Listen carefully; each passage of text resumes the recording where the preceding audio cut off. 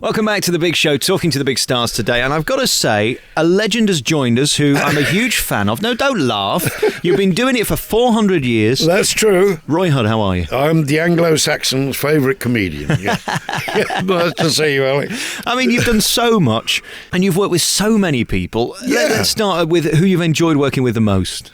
Well, there's a lot of... I mean, I did enjoy my last sort of thing that I did as part of a company. You know, I enjoyed nearly all the pantos I did because I was allowed to write them and direct them, and then you choose your own company, you see, so you know you're going to have a good time.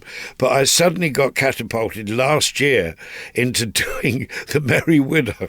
I mean, it sounds like a Max Miller joke, doesn't it? Because Max used to say, I'm doing The Merry Widow next week, and if it goes well, you know, I may surprise all my fans and do The Chocolate Soldier. I don't know. They asked me to go and do this Merry Widow, you see, and I said, well, you know, I'd quite like it with the ENO, you know, the London Coliseum. And I thought, all these snotty opera singers and opera chorus and all that, and we had an absolute ball. It was marvellous with, I think, perhaps the greatest tenor in this country, young tenor, a chap called Alfie Boe, you know, who's absolutely brilliant. And all the sort of comedy parts, they were terrific singers and everything, but they were great fun, and we had a ball, we really did. And I've got on my desk at home, I've got a certificate that says I was made an honorary member of the chorus at the ENO, signed by the musical director and everything, so it was great. Though I love working in a company. In fact, I've always enjoyed working in a company much more than I have doing a solo turn. I started as a double act, and when you go on your own, there's no one to blame if it goes wrong. At least if there's just at least two of you can come off and have a go at it, can't you? But when you're in a company, of course, you have a go at everybody in sight. It's never your fault, is it? But when you're on your own, it's tough. And I didn't like touring the clubs and that on my own. You know, it was so. In the end, I put some songs and I got a pianist. At least it was someone to have a go at. You know? What I love about you is you still seem thrilled to be in the business. You've always seemed excited to entertain an audience, and you enjoy being funny. Yeah. Those traits don't seem to be around much these days, do they? Well, they don't. People do take it all terribly seriously. They really do. I mean, for 26 years I did on radio, I did the news headlines, which was a topical comedy show with June Whitfield and Chris Emmett, and that really did have a go at everybody. You know, now, when you see comedy, a lot of the comedy today, they're having a go at people, but it's not very funny. Now, I only had one yardstick on the headlines. When new writers used to come along, I used to say, you can make all the points you like, and you can knock anybody. It makes no difference to me, but it must make people laugh. And it's going back to my hero of all time, you know, Charles Dickens, who said, if I can entertain, they'll listen to what I'm saying. Yep. But if I'm just giving them the boring facts, they're not going to, you know. And that's how I sort of thought about that. Today, so many of the comics, you know, they're more politicians than comics. And I think that's a shame. And still, when you talk to people, young people, old people, whatever, always they'll quote everyone from Laurel and Hardy to Tommy Cooper to Eric and Ernie, all the people who were just funny. We used to say terrible things about people we didn't approve of, but there was always, hopefully, a laugh at the end of it. And that is so important. You must always keep that sense of fun about it, because don't take it that seriously. It's all happened before and it'll all happen again. Why do you think comedians work so well on the radio? Because the two go hand in hand, don't they? They do. I mean, I loved working in radio because you can go off the point, and, you know, we used to ad lib and busk around, particularly me and Chris, and it was marvellous because it's so easy to edit. you know. And if you hit the right button, the two of you, and Chris and I were very good together with the busking and the ad-libbing, and it was great. And June Whitfield was in control, you know, because she'd let us go, and when she thought the audience were getting bored, she'd say, yes, but more to the point, she'd say, and bring us back to the script. But I think radio is so easy to edit, funny enough. That's the great thing about radio. And, of course, the great thing about radio as well is they allow you to have an audience, you know, which is terrific. Working at first of all, the Paris studio down here, and then the Radio Theatre, and it's like playing a proper show with an audience that's very close to you. And, I mean, every comic worth their salt, they must have an audience. audience. I did Coronation Street for a couple of years, playing the Undertaker. And they said, "Would I stay?" You see, and I said, "Well, I don't think I can. I can't bear it without an audience." And they said, "Well, if you stay, you've got to nothing else. You can't do anything else." I said, "Oh, no, I couldn't do that. I mean, I couldn't survive if I didn't get in front of an audience and got a bit of reaction." You're just a big old show-off, aren't you, really? Well, there's your answer. You've got it in one. I mean, I think the thing with without an audience, you have to wait until it goes on telly, and then you go into the pub, and then they say, "That was terrible last night," or "That was good last night." But at least with an audience, you get an instant decision, a laugh or a raspberry, but it's immediate. You must be quite annoyed with June Whitfield, and you must have I'm fallen out always with her. annoyed with June Whitfield. Well, she's competing with you now with an autobiography, isn't she, this year? Well, she did an autobiography a few years ago. This is a smashing book she's got out now, June, and it's all photographs. And if you like photographs, and so the Sun readers will be there for that one, because they don't have to make their lips move as they're reading. So no, it's a terrific book. But mine is an autobiography. June did hers about 5 or 6 years ago, I think. So it really is a joy of a book to look through. There aren't that many naturally funny women, are there? Was she always exceptional? I think she was, I think she was. I mean, point one, she's a marvellous actress. That's point one. And funny ladies are usually marvellous actresses. They really are. I loved Joyce Grenfell as an actress. She was marvellous. June is terrific. And once she's played a few straight parts, she's absolutely brilliant. But people won't let her do it because they know that when June walks on, people are going to start smiling. And you're halfway there. I mean, it was a triumph, wasn't it, her playing Jennifer Saunders' mum in Ab Fab? It really was. Well, we did that particular year when she was playing it. We got to the end of the year, and we're quite big buddies, June. She only lives just fairly near us. And we were comparing, and I said, "Do you realise that you and I, June, got the two biggest laughs on television that entire year?" Now, one was June in Ab Fab when she put the condoms on the finger and said, "These washing up gloves are not like they used to be made," which was a woofer. And the other one was I did an episode of One Foot in the Grave, written, of course, by David Rennick, who was one of our writers on Headlines. And I was this huge bloke. They made me pad me up to about 40 stone. And I lived next door to what's his name, the old boy. So they had to look after me. And I sat in their house while my daughter, went to the doctors or whatever it was, and I couldn't move. I was so huge, And she said, "Now, don't worry, you'll be perfectly all right." And he said, "Toilet?"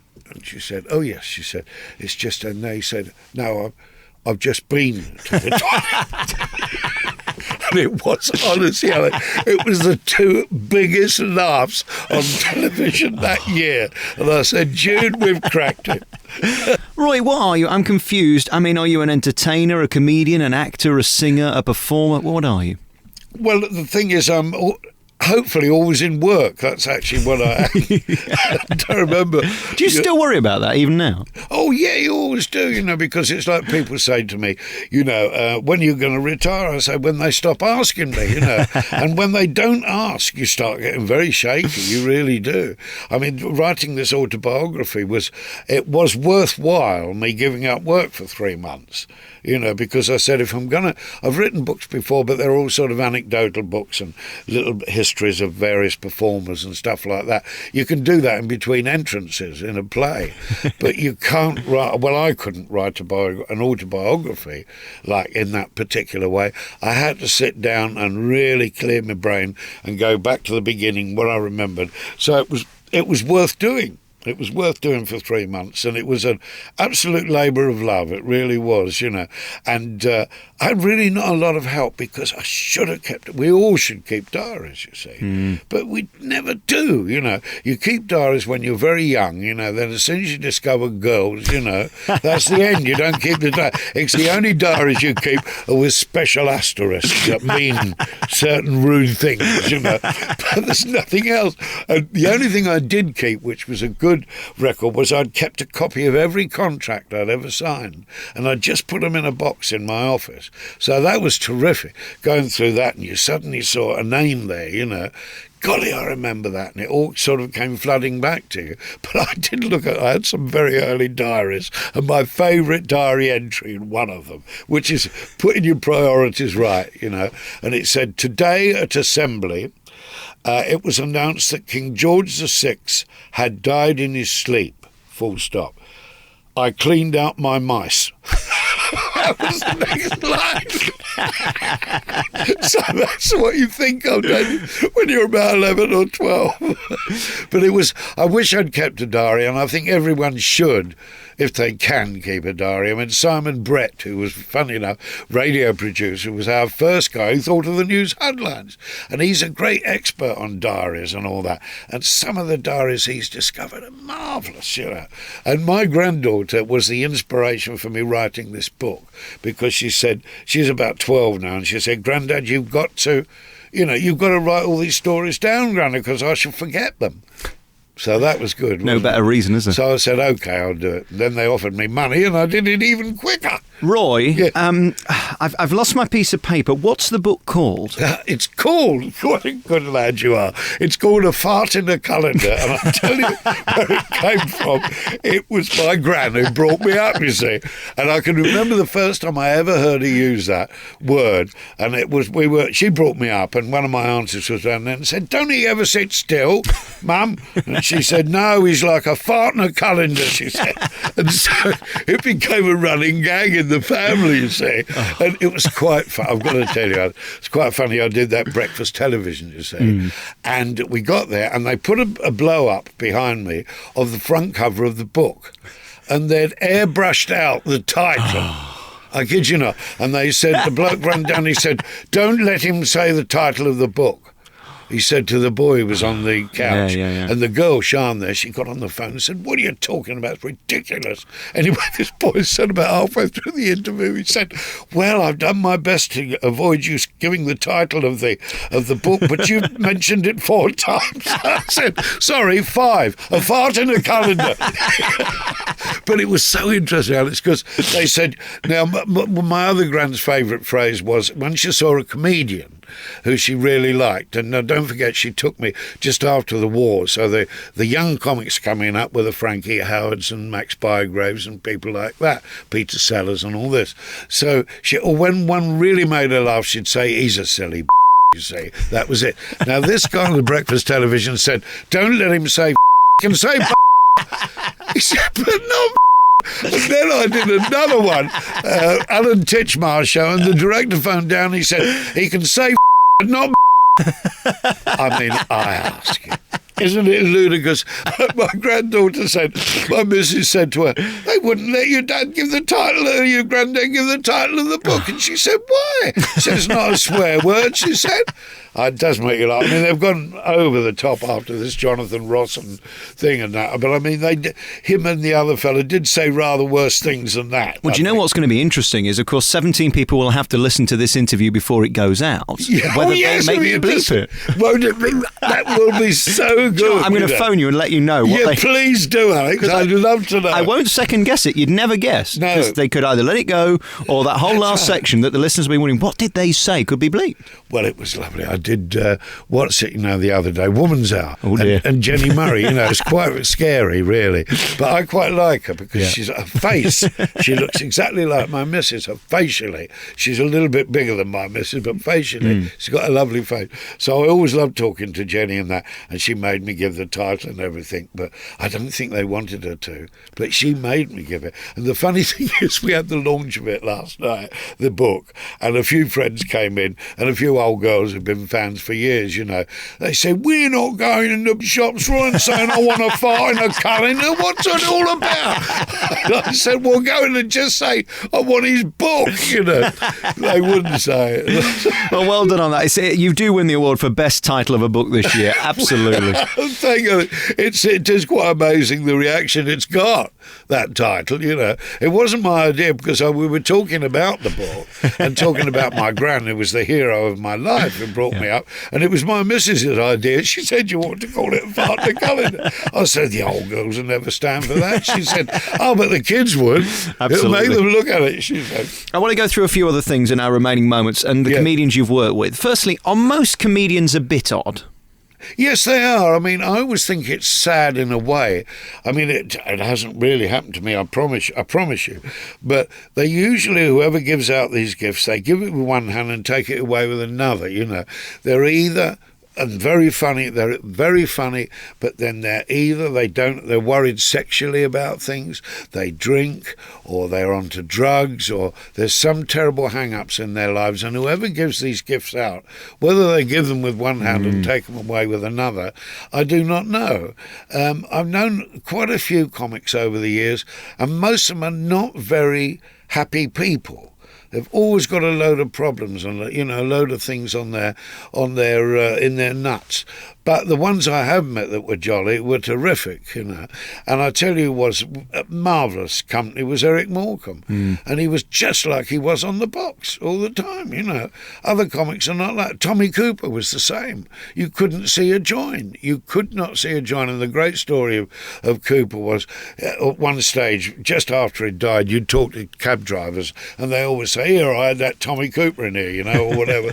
And all of them told the same gag, they said, as he got out with a tea bag, have a drink on me. You know. And the only one I got anything like that was I was playing Fagin in Oliver at the Albury Theatre, you know, and I'm in this cab, and there was one of those conversion tables stuck on the back, you know, where the driver is, where whatever was shown on the clock, you had to add some money to it, you see. And I never noticed that, and I was late.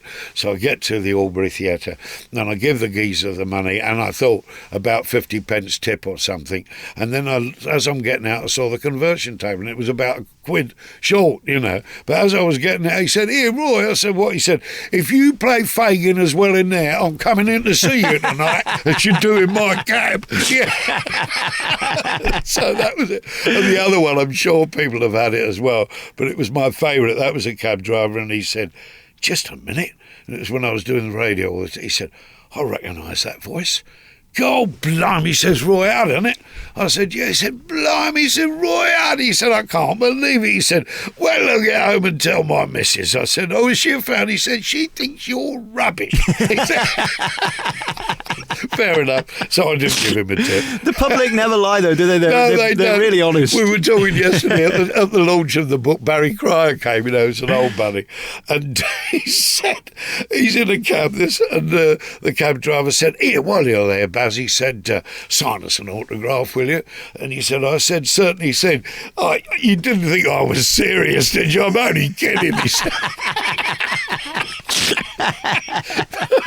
It's all good, clean fun. Who was the one that impressed you the most, then? The one that you were so thrilled to work with that you'll remember and take to your grave with you?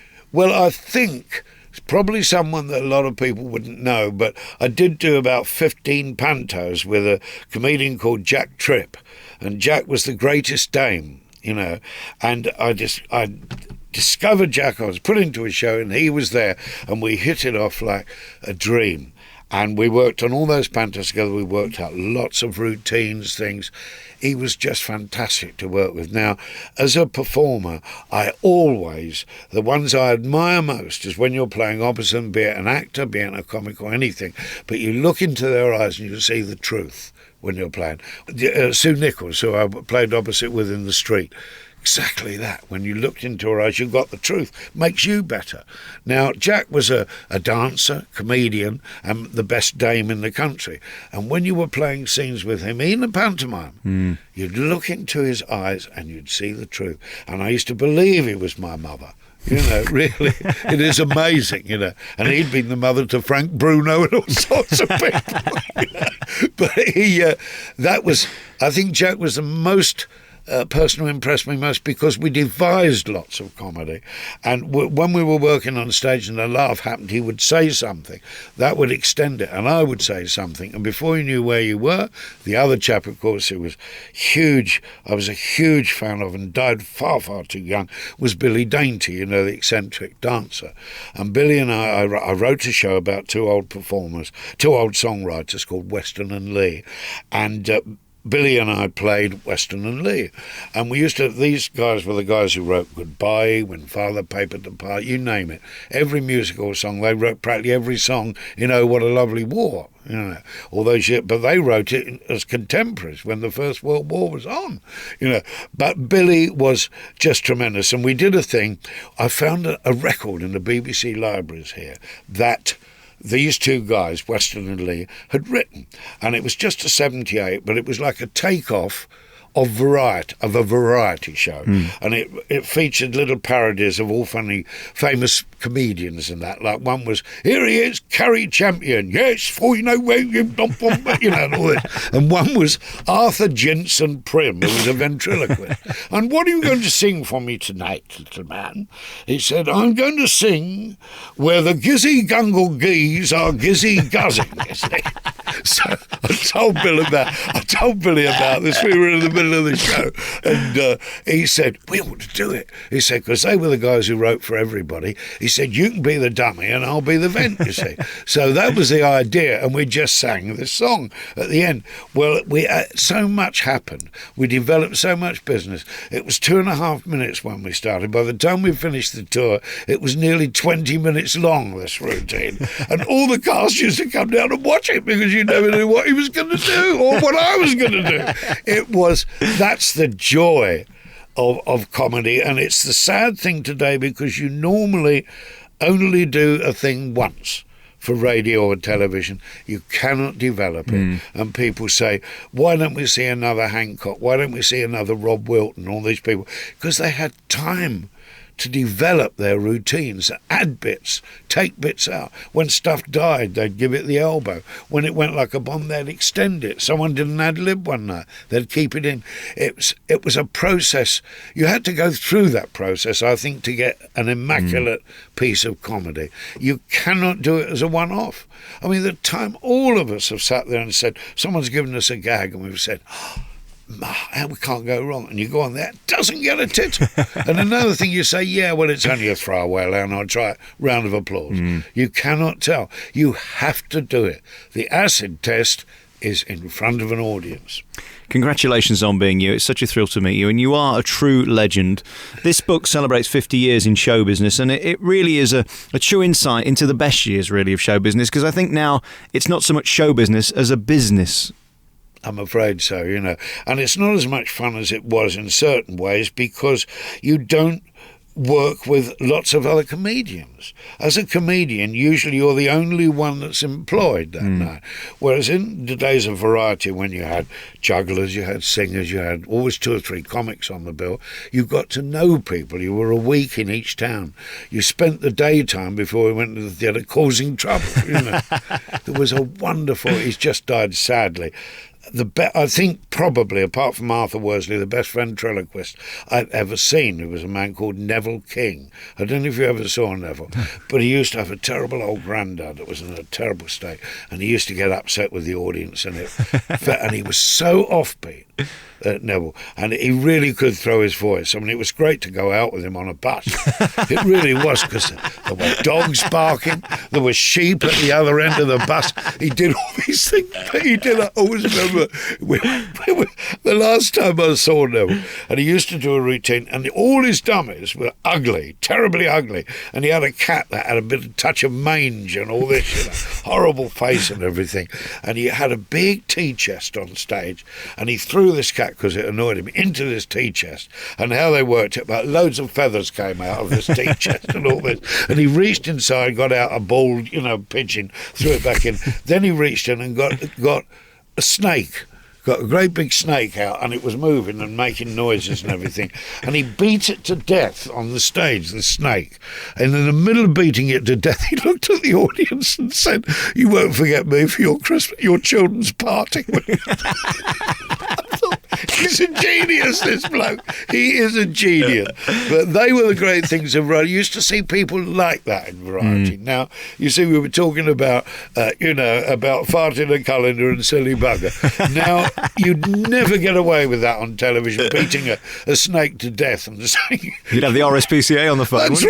That's right. You see, and it is so daft, really. Very finally, before we go, Roy, what do you want people to say about you after you're gone? Because you've given so many comments about other comedians. Yeah. What do you hope they say about you? Well, I think I just hope they say he was a jolly sort of chap, and he did provide a lot of laughs for people. I mean, it is the greatest kudos you can have is to be allowed that, to try and make people laugh, And I know that I've made people laugh over the years because I've got letters to prove it, mostly from the wife. But I would just like people to say, he did make me laugh. That's all you want, They're not going to make one of those dreadful documentaries about you in about 10 years' time and come out with all your seedy past, are they? No, there isn't much of it, sad to say, I mean, I wrote into a thing the other day and I said, sadly, not in this book, sadly, not very much sex. I said, hardly any scandal, no drugs, but hopefully a lot of laughs.